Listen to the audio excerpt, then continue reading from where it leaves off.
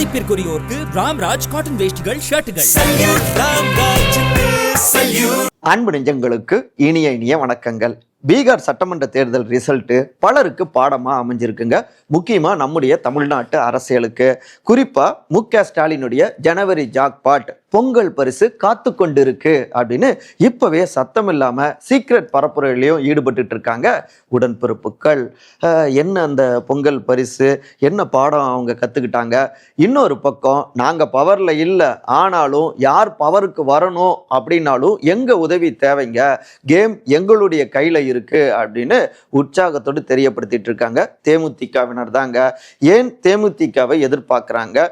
எடப்பாடி ஆகட்டும் இல்ல மு.க. ஸ்டாலின் ஆகட்டும், இந்த பரபரப்பான பின்னணி காரணங்கள் தான், அதனுடைய முழுமையான அலசல் தான் இன்றைய நம்முடைய இளங்கோவன் எக்ஸ்பிளைன்ஸ். நான் உங்கள் சகோ சே த இளங்கோவன். நிகழ்ச்சிக்கு போகலாம். மு.க. ஸ்டாலினின் ஜனவரி ஜாக்பாட் பொங்கல் பரிசு காத்திருக்கு. ஒரு மசோதா மீது முடிவெடுக்க ஆளுநருக்கு, குடியரசுத் தலைவருக்கு எந்த விதமான காலக்கெடுவும் விதிக்க முடியாது. அதே நேரத்துல ஒரு மாநிலத்துக்கு 2 அதிகார மையங்கள் செயல்படுவதை ஏற்க முடியாது அப்படின்னு முக்கியமான ஒரு தீர்ப்பு, உத்தரவை கொடுத்திருக்கு உச்ச நீதிமன்றம்ங்க.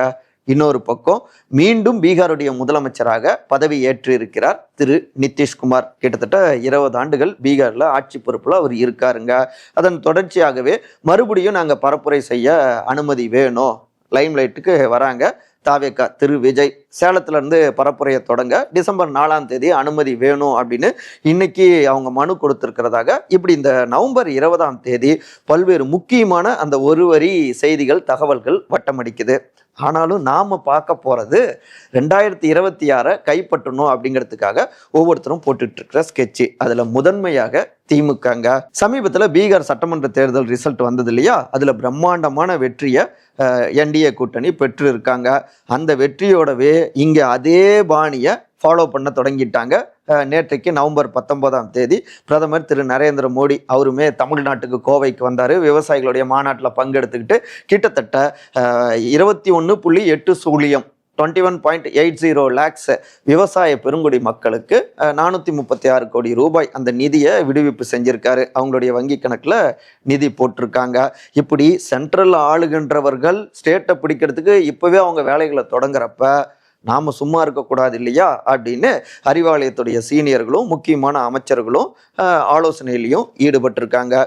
இங்க முதலமைச்சர் திரு மு.க. ஸ்டாலின் பீகாருடைய இந்த தேர்தல் ரிசல்ட்டுக்கு பிறகு தொடர்ந்து அடிக்கடி மீட்டிங் போடுறாரு அவங்களுடைய சகாக்களோடு. அந்த வெற்றி நமக்கு என்ன பாடம் சொல்லி கொடுத்துருக்கு, நாம எப்படி ஆட்சியை தக்க வைத்துக் கொள்வது அப்படின்னு பேசிட்டு தான் இருக்காங்க. அதுல முக்கியமாக பீகாருடைய வெற்றிக்கு முதன்மை காரணம் மகிழா ரோஜ்கர் யோஜனா, அந்த ஸ்கீம் தாங்க. பீகார்ல பார்த்தோம்னா கிட்டத்தட்ட 1 கோடி பெண்களுக்கு அவங்களுடைய வங்கி கணக்குல 10,000 ரூபாய் போட்டிருந்தாங்க. தேர்தல் நடத்தை விதிகள் அமலுக்கு வருவதற்கு சில தினங்களுக்கு முன்னாடி இந்த ஸ்கீம் தொடங்கிட்டாங்க. இதுதான் பிரம்மாண்டமான வெற்றிக்கு முதன்மை காரணமானது. அதாவது திட்டங்கிற பெயர்ல அரசாங்க பணத்தை மக்கள்கிட்ட கொண்டு போய் சேர்த்துட்டாங்க. தேர்தல் நடத்தை விதிகளுக்கு முன்னாடியே சேர்த்ததால அது ஒரு சூப்பர் வெற்றிக்கு அடித்தளமும் போட்டிருக்கு. அதே பாணியில நாமளும் சில விஷயங்களை முன்னெடுக்கலாம் அப்படின்னு ஆலோசனை செஞ்சிருக்காங்க. அதுல முதன்மையாக அவங்களுடைய கண்களுக்கு தெரிந்தது பொங்கல் பரிசு. முந்தைய அதிமுக ஆட்சி காலத்துல பொங்கல் பொருட்களோடு பரிசு தொகை அப்படின்னு 1000 ரூபாயும் அவங்க கொடுத்திருந்தாங்க. ஆனா திமுக ஆட்சிக்கு வந்த பிறகு அவங்க பொருட்கள் மட்டும்தான் கொடுத்தாங்க. இது அப்பவே சில கேள்விகள்லாம் உருவாக்குனது, சலசலப்பு ஏற்பட்டது. இப்ப வருகின்ற பொங்கலுக்கு அதே போல நம்மளும் தொகையை கொடுக்கலாம் அப்படின்னு ஆலோசனை செஞ்சிருக்காங்க. ஒவ்வொரு குடும்ப அட்டைக்கும் எவ்வளவு கொடுக்கலாம், 3000 இருந்து 5000 ரூபாய் வரை கொடுக்கலாமா, அப்படி கொடுக்கிற அளவுக்கு நம்ம கிட்ட நிதி இருக்கா கஜானாவில் அப்படின்னு பல விஷயங்கள் ஆலோசனை செஞ்சிருக்காங்க. அந்த அளவுக்கு வாய்ப்புகள் குறைவுதான். ஆனாலும் பரிசு தொகை நம்ம கொடுத்தோம்னா, பொங்கல் தொகை கொடுத்தோம்னா அது நிச்சயமா நமக்கு சப்போர்ட்டிவா இருக்கும் அப்படின்னு பேசியிருக்காங்க. ஸோ ஒரு 2000 ரூபாயாவது குறைவில்லாம நம்ம பொங்கல் தொகையாக நம்ம கொடுக்கலாம் அப்படின்னு ஒரு ஆலோசனை ஓடி இருக்கு. இரண்டாவது பார்த்தோம்னா பீகார்ல திரு நிதிஷ்குமார் தொடர்ந்து ஆட்சி பொறுப்புல இருக்கிறதுக்கு முதன்மை காரணமே பெண்கள் சார்ந்து நிறைய திட்டங்களை அவர் கொண்டு வந்ததாங்க. அவங்களுடைய அமோக ஆதரவு. ஸோ அதே போல நாமளும் நிறைய பெண்கள் சார்ந்த திட்டங்கள் கொண்டு வந்திருக்கோம். அதை இன்னும் எப்படி முழுமையான ஆதரவாக வாக்குகளாக நம்ம பெருக்குவது அப்படின்னு யோசிச்சு பெண்களுக்கான அந்த உரிமை தொகை திட்டம், அந்த வகையில சமீபத்தில் நடந்த உங்களுடன் ஸ்டாலின் என்கிற அந்த முகாம்கள் மூலமாக மக்களை நேரடியாக சந்தித்து உரிமை தொகைக்கான நிறைய விண்ணப்பங்கள்லாம் பெற்றாங்க இல்லையா.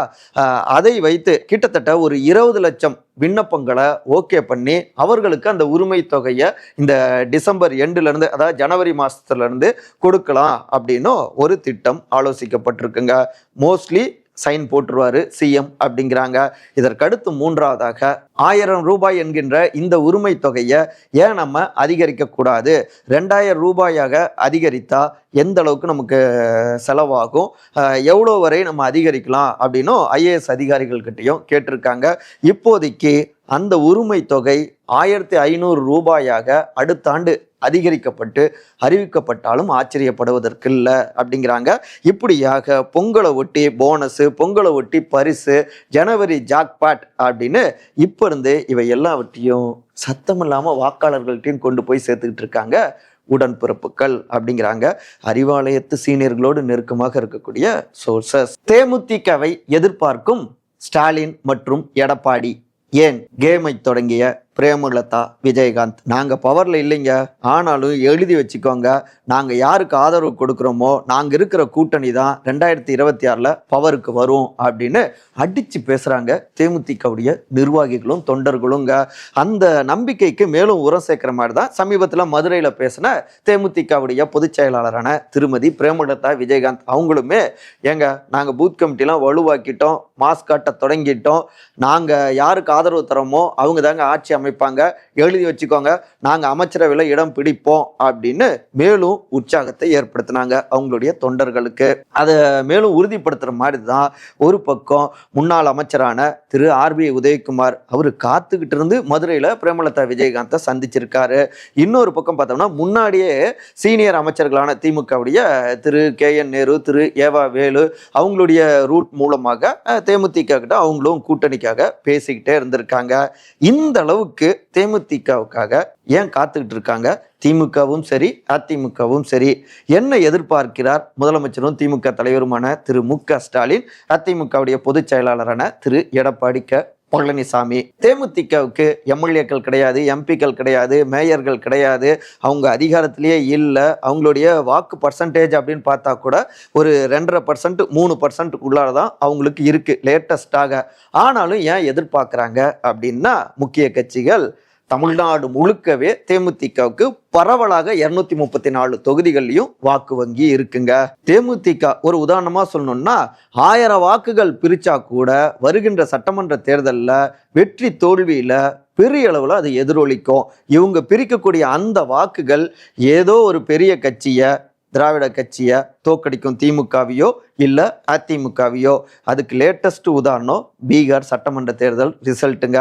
அங்கே பார்த்தோம்னா பிஎஸ்பி, ஓவைசி அவருடைய பார்ட்டி, அப்புறம் வியூக வகுப்பாளரான திரு PK பிரசாந்த் கிஷோர் அவருடைய பார்ட்டி, இவங்கெல்லாம் பெரிய அளவில் வாக்குகளை பிரித்தது பல தொகுதிகளில் என்டிஏவுக்கு சாதகமாக அமைஞ்சது. அந்த வெற்றி வித்தியாச வாக்குகளை விட இவங்க பெற்ற வாக்குகள் அதிகமாக இருந்தது. அதே போல் தேமுதிக 2026 3வது மெகா கூட்டணி அமைச்சோ இல்லை தனித்து அவங்க களமாடியோ ஒவ்வொரு தொகுதியிலுமே ஒரு 5000 ஓட்டுகள் 10,000 ஓட்டுகள்னு அவங்க பிரிச்சுட்டா அது கோட்டை கனவுல இருக்கக்கூடிய திமுக அதிமுகவுக்கு வேட்டு வைக்கிற மாதிரி ஆகிடும்.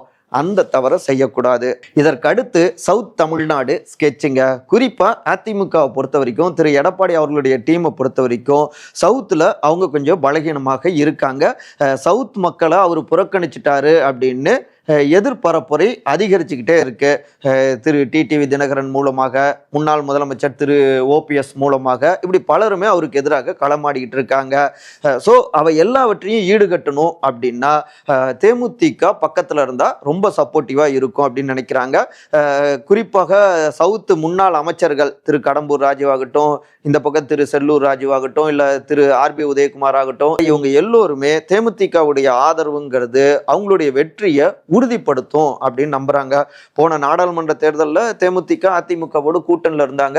விருதுநகர்ல 100 தான் மக்களவை தேர்தலில் வெற்றி வாய்ப்பு இழந்தது தேமுதிக திரு விஜய பிரபாகரன்.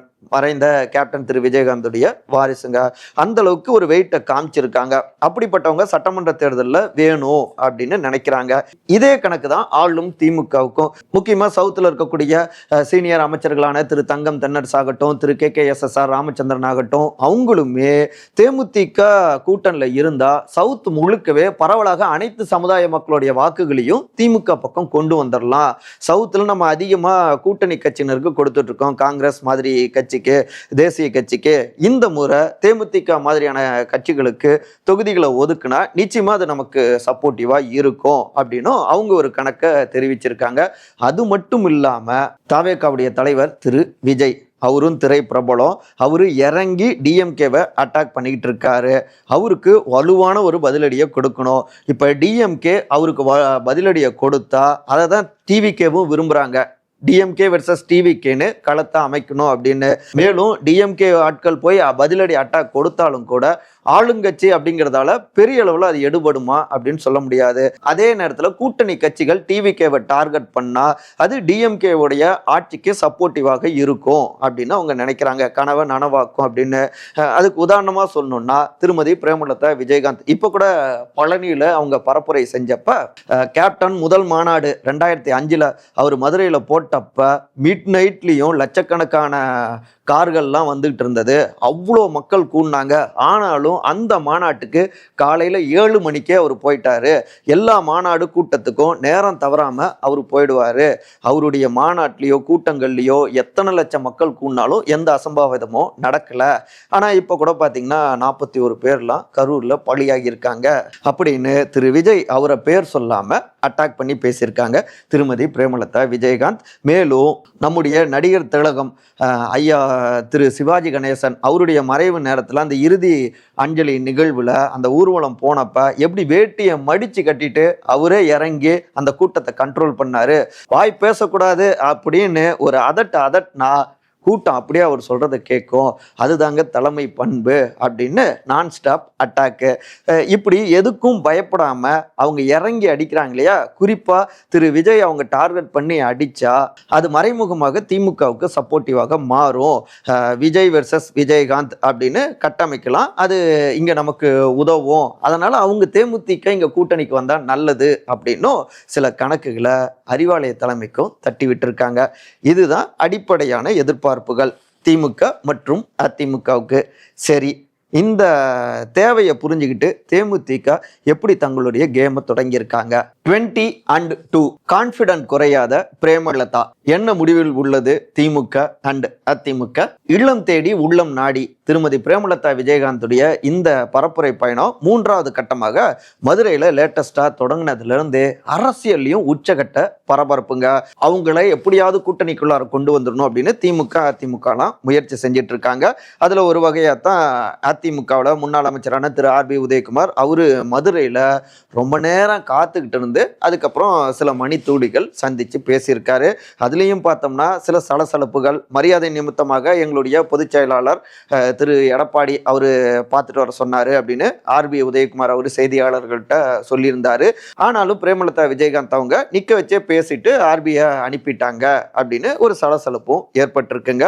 ஆனால் பொதுவாக தேமுதிகவில் மேல் மட்டத்தில் இருக்கக்கூடிய நிர்வாகிகள் என்ன சொல்றாங்கன்னா, அவசரமாக உள்ள கூட்டம் நடந்துட்டு இருந்தது, அதை முடிச்சுட்டு அப்படியே வெளியில வந்தாங்க. 2 பேருக்குமே அடுத்தடுத்த வேலைகள் இருந்ததால லைட்டா பேசிட்டு கிளம்பிட்டோம். வேற எதுவும் பர்சனலா அப்படின்லாம் கிடையாது. எல்லோருக்குமான மதிப்பை நாங்க தொடர்ந்து கொடுத்துட்டு தான் இருக்கோம். அவங்களும் அப்படிதான் அப்படின்னு பொதுவாக பேசுறாங்க.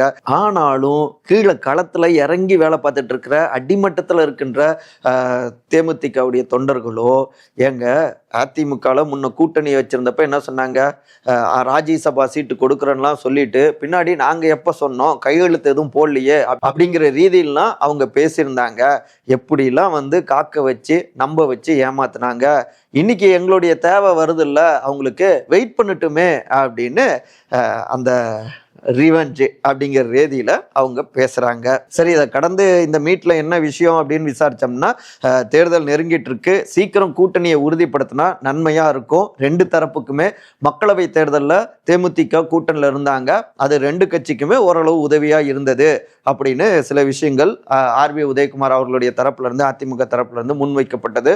நாங்க தான் ஜனவரியில எங்களுடைய மாநாட்டில் கூட்டணி குறித்து அறிவிப்போம் அப்படின்னு ஏற்கனவே சொல்லிட்டோமே, வெயிட் பண்ணுவோம், இன்னும் கொஞ்ச நாள் தானே இருக்கு அப்படின்னு கூலா சொல்லிட்டாங்க பிரேமலதா அப்படிங்கிறாங்க. சரி, அதிமுக சைட்ல இப்படி, திமுக சைட்லயும் இதே போலதான் ஜனவரியில பாத்துக்கலாம் அப்படின்னு சொல்லிட்டு இருக்காங்க. இருந்தாலும் இவங்களுடைய எதிர்பார்ப்புகள் என்ன அப்படின்னு விசாரிச்சோம்னா, இந்த முறை குறைவில்லாம 20 தொகுதிகளாவது வேணும், அது மட்டும் இல்லாம 2 ராஜ்யசபா சீட் வேணும் அப்படிங்கிறதும் டிஎம்டிகே உடைய முக்கியமான டிமாண்டா இருக்கு. 20 and 2 அதை கொடுத்த 2026 உங்களுக்கு எங்க ஆதரவின் மூலமாக அப்படின்னு ரைமிங்காக பேசிக்கிட்டு இருக்காங்க. ஆனா இவ்வளவு தொகுதிகளை ஒதுக்க டிஎம்கே தயாரா இல்லை. அவங்கள பொறுத்த வரைக்கும் ஒரு 8 தொகுதிகள் இல்லைன்னா ஒரு 9 சீட் கொடுக்கலாம், ஒரு ராஜ்யசபா சீட் கொடுக்கலாம், வேணும்னா பின்னாடி 2 ராஜ்யசபா சீட் அப்படின்னு யோசிக்கலான்ட்டு இருக்காங்க. ஏடிஎம்கேவை பொறுத்த வரைக்கும் டிஎம்டிகே உடைய டிமாண்ட் பார்த்தோம்னா இன்னும் கூடுதலான தொகுதிகளை அந்த சைட்ல எதிர்பார்க்கிறாங்க. ஆனா அவங்கள பொறுத்த வரைக்கும் பாஜகவும் ஏற்கனவே அதிகமாக கேட்டுக்கிட்டு இருக்காங்க. இன்னொரு பக்கம் பாமக உறுதி செஞ்சுட்டா அவங்களும் அதிகமாக கேட்பாங்க. புதுசா டிஎம்டிகேவுக்கும் அதிகமாக கொடுத்துட்டா நாம 2006 அப்ப திமுக நின்ன மாதிரி முன்னாள் முதலமைச்சர் மறைந்த திரு கலைஞர் மு கருணாநிதி அவருடைய ஆட்சி மாதிரி மைனாரிட்டி ஆட்சியா ஆகிடாதா? அது நமக்கு பின்னாடி ஒருவேளை ஜெயிச்சுட்டு வந்தாலும் பின்னாடி நமக்கு சிக்கல் ஆகிடாதா? ஸோ நம்ம ஏடிஎம்கே உடைய அடிப்படையே என்னன்னா, அதிக தொகுதிகளில் அதிமுக போட்டி போடணும், 150யாவது குறைவில்லாம போட்டி போடணும் அப்படிங்கிறதுனால ஏடிஎம்கே சைடில் கொஞ்சம் தயக்கங்கள் இருந்துட்டு இருக்கு. ஆனா தேமுதிகவை பொறுத்த வரைக்கும் எங்களுடைய ஸ்டாண்ட்ல நாங்கள் உறுதியா இருக்கிறோம்ப்பா, நாங்கள் ஒன்றும் உங்களை தேடி வரல, வேணும்னா ஓகே சொல்லுங்க, இல்லைன்னா ஜனவரிக்கு பிறகு பார்த்துக்கலாம் அப்படின்னு அவங்க ரூட்ல அவங்க தெளிவாக போயிட்டு இருக்காங்க. ஆனால் திருமதி பிரேமலதா அவங்கள பொறுத்த வரைக்கும் கேம் நம்ம கையில் இருக்கு, நிச்சயமாக 2 தரப்புல யாராவது ஒருத்தர் இறங்கி வருவாங்க, அதை ஒட்டி நம்ம பின்னாடி ஜனவரியில் முடிவு பண்ணிக்கலாம் அப்படின்னு இப்போ கூலா தங்களுடைய 3ஆம் கட்ட பரப்புரை பயணத்தை தீவிரமாக முன்னெடுத்துட்டு இருக்காங்க. அது மட்டும் இல்லாம டிசம்பர் 28 கேப்டன் விஜயகாந்த் அவர்களுடைய குரு பூஜை, ஜனவரி 9 கடலூர் மாநாடு, அதுல நம்ம மாஸ் காட்டுவோம், நம்ம மாஸ் நம்மளுடைய டிமாண்டை ஓகே பண்ண வைக்கும் அப்படின்னு உறுதியா நம்புறாங்க தேமுதிகவினர். ஸோ ரூட் கிளியர்னு அவங்களுமே ஜனவரியை நோக்கி உற்சாகமாக நடை போடுறாங்க அப்படிங்கிறாங்க தேமுதிகவில் மேல்மட்ட நிர்வாகிகளோடு நெருக்கமாக இருக்கக்கூடிய சோர்சஸ். நம்ம காணொலியுடைய நிறைய பகுதிக்கு வந்தாச்சு. ஆக மொத்தத்தில் திமுகவாகட்டும் இல்லை தேமுதிகவாகட்டும் தை பிறந்தால் வழி பிறக்கும் அப்படின்னு தை மாதத்தை நோக்கி திட்டமிட்டு பயணத்தை தொடங்கியிருக்காங்க. பார்ப்போம் ஜனவரியில் என்னென்ன ட்விஸ்ட் எல்லாம் இருக்குன்னு. மற்றபடி இதே போன்ற அரசியல் சார்ந்த காணொலிகளுக்கான விகடன் டிவியை சப்ஸ்கிரைப் பண்ணுங்க. மறக்காம உங்களுடைய சிறந்த கருத்துக்களை கருத்துரை பகுதியில் வந்து பதிவு செய்யுங்க. அனைவரும் அன்பால் ஒருங்கிணைந்திருப்போம். நன்றி, வணக்கம். மதிப்பிற்குரியோருக்கு ராம்ராஜ் காட்டன் வேஷ்டிகள், ஷர்ட்டுகள்.